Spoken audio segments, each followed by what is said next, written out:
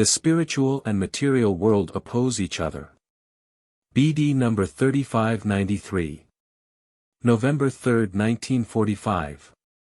The material world and the spiritual kingdom oppose each other, consequently their demands on the human being are also of a conflicting nature, and no human being can ever do justice to both but unconditionally has to meet the requirements of one world. Understandably, the spiritual kingdom can only give spiritual wealth, and this under conditions which disagree with worldly longings, while the world offers human beings earthly wealth which meets their needs. However, worldly longing is in opposition to the demands of the spiritual kingdom insofar as it puts physical pleasures and physical well-being into the forefront and aggravates or makes it entirely impossible for the soul to strive for the spiritual kingdom.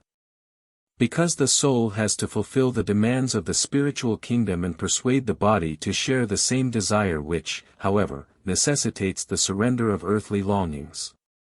Thus two worlds are facing each other and the human being has to decide which world to choose. And at all times one world will demand the rejection of the other world, at all times either the body or the soul has to speak. To be precise, the soul has to decide whether its own development is more important than the body's well-being during its life on earth as a human being.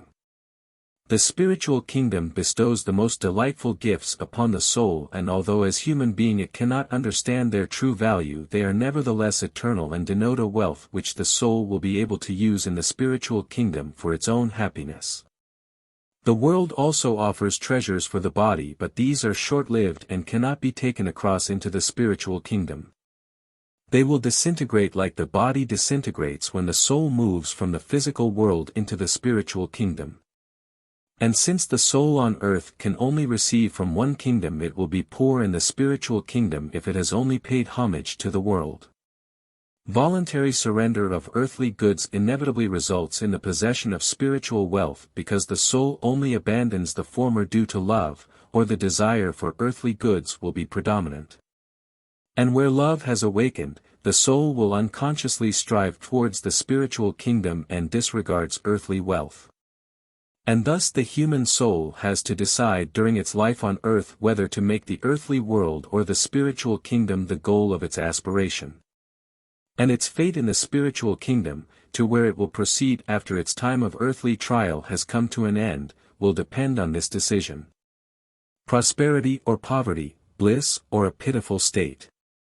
But bliss will necessitate the surrender of everything that is earthly and thus temporary. Amen.